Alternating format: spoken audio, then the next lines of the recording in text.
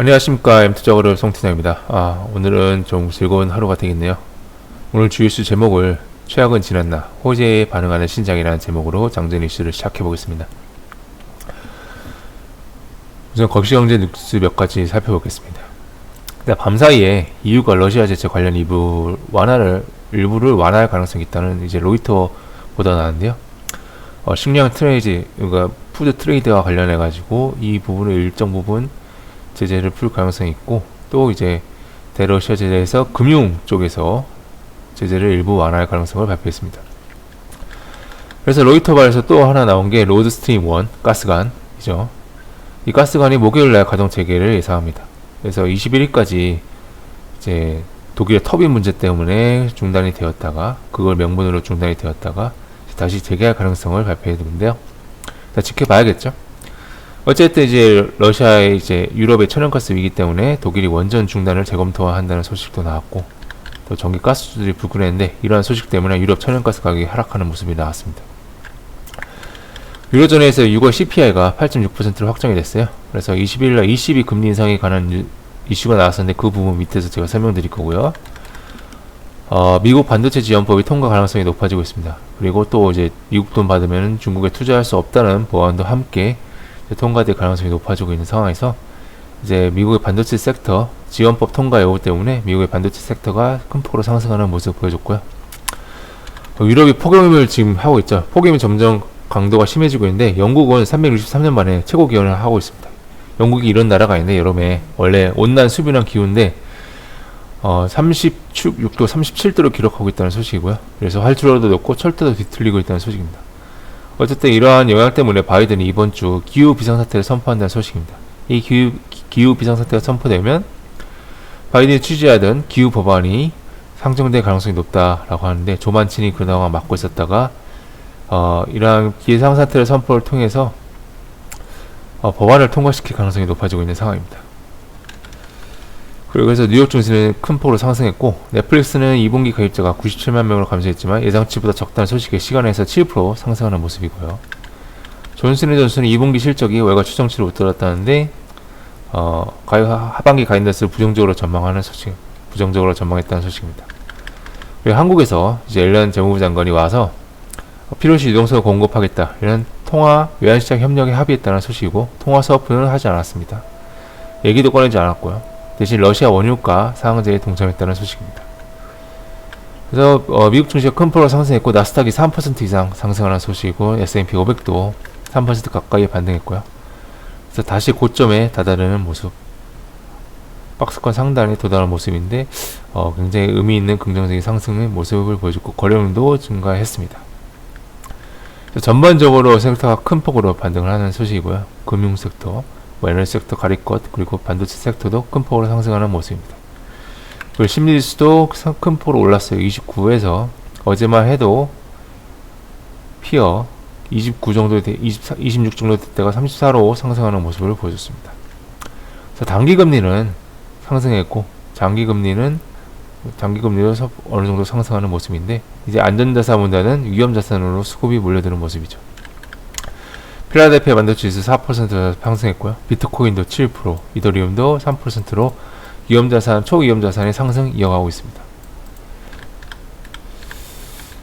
그리고 달러 지수가 106.69로 마이너스 0.6% 하락을 하고 있는데, 최근 며칠간 달러 지수가 하락하는 모습을 보여주고 있습니다. 그래서 애플의 보수적 자본운용 방침은 경제 침체에 정말로 방점을 찍은 듯한 모습인데, 그래서 EU가 러시아 제재 일부를 해제하는 것을 검토한다는 소식, 그리고 로이터에서 가스관을 재개한다는 소식, 이로 인해서 유럽 천연가스 가격이 하락했고, 22에서 21일날 금리를 25bp 혹은 50bp 인상할지 논의할 것이라고 합니다. 그래서 원래는 25bp가 기존 계획이었는데 금리 인상의 속도를 올리면서 시나리오가 달라지고 있습니다.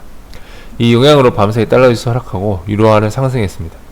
달러 지수 하락은 글로벌 주식시장에 긍정적인 영향을 끼칩니다. 이제 인플레이션이 정점이라는 분석이 기반인 상황에서 하반기 미국 기업들의 실적에도 긍정적 영향을 끼치게 될 가능성이 높습니다.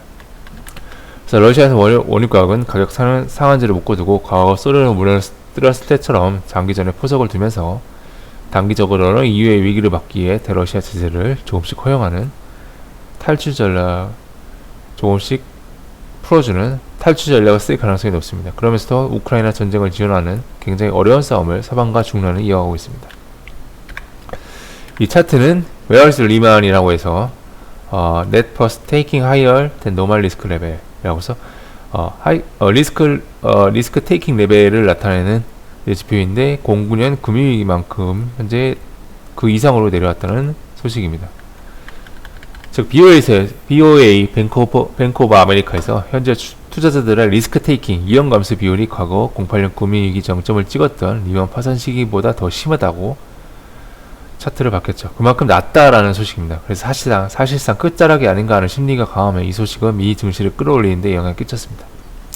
어제 애플의 경제 침체 대비 소식은 한우 만에 상쇄되었고요. 미국의 반도체 지원법 통과 가능성에 빅테크 반도체 섹터 위주로 그 수급이 강하게 들어왔죠. 그래서 시장이 점점 호재에 반응하고 있습니다. 넷플릭스도 구독자 감소가 정점에 찍었다는 분석 때문에 오히려 시간에서 7% 상승하고 있습니다. 여기서 추가되는 악재는 이제 대공황 혹은 아시아 금융위기, 미국 금융위기 정도라고 볼 수 있고요. 이제 어제 앨런 재무부 장관이 회담에서 통화 사업화 얘기는 나오지 않았으나 그에 준하는 환율 안정 시스템을 구축하기로 합의했다는 소식이죠. 유동성 축소 국면에서 한국만 콕 집어서 통화 사업을 하기는 어려운데 다만 통화 협력 시스템을 구축하기로 한 만큼 이제 원달러 환율이 추세적으로 하락을 이어가기를 바랄 뿐입니다. 마침 JP모건은 어제 원화가치 상승에 베팅하라는 보고서를 발표했어요. 뭐라고 했냐면 Taking Profit on Long USD KRW라고 해서 원화의 이제 장기적인 이익을 취하라라고 이제 밝혔고요. 원화는 싸고 EM 즉 이머징 마켓의 리스크 에피타이트 리스크 지수는 인덱스는 과매도 영역이다라고 밝혔습니다. 그래서 7월 FOMC 이후에 9월 FOMC까지 당분간 악재 공백을 조심스럽게 예상하고요. 이제는 EM 시장, 즉 이머징 시장이 좀 반등을 예상해보지 않을까라는 예상을 해보입니다. 그래서 우리 시장은 미증시의 호재에 힘입어서 오전자 갭상승으로 시작할 것으로 보여지고요. 대형주 위주로 이어질지 아니면 중소형주 위주로 매기가 퍼질지 좀 관찰할 필요가 있겠습니다. 그렇지만 여전히 불확실성은 조금 남아있기 때문에 긍정적인 마인드, 예측 불안한 대응, 현금의 심리를 안정시킨다는 것을 명심하실 필요가 있고요. 긍정적인 마인드 계속 제가 가지라고 명심했습니다. 이제는 많이 참아하셨던 분들은, 인내하셨던 분들은 긍정적 마인드를 이제 조금 더 업시킬 단계라고 보시면 되겠습니다. 그래서 시장 주목 관련 섹터로 반도체, 2차전지, IT 인터넷, 신재생 에너지 눈여겨보고 있고요. 종목 기타 뉴스에서 확진자 곧 10만 명이라고 하는데 이제 정점이 다가오고 있습니다. 어제 7만 명이었으니까 이제 곧 10만 명이 다가오고 정점이 다가오지 않을까 하는 소식이 다가오고 이지스 운영 해외 부동산 펀드 디폴트 소식인데 회사들이 망하고 있다는 만큼 리만이 날아가는 것처럼 이제 그동안 부실했던 자산 운용사들이 날아가고 있습니다. 그만큼 정점이 다가오고 있다라고 보시면 되겠습니다. 오늘의 일정입니다. 이탈리아 드라기 총리가 의회 연설 예정인데 사임을 발표할 것으로 예정이지만 이따른 EU의 영향 가능성을 좀 지켜보셔야겠고요. 중국도 7월 대축 울대금리 발표 예정이고 오늘 밤에 테슬라 그리고 ASML 등의 실적 발표 예정이고요. 앨럼이 재무장관이 이미 이제 떠났습니다. 그래서 잘못된 일정이고요. 22회가 기준금리 결정을 내일 밤에 발표할 예정입니다. 그래서 25bp 인상할지 50bp 인상할지 지켜보셔야겠습니다. 네, 자세한 기사 내용과 자료를 보고 싶으신 분께서는 아래 칼럼 뉴스가 있으니 확인해 주시면 되겠습니다. 오늘도 성공 투자하시길 바라겠습니다. 감사합니다.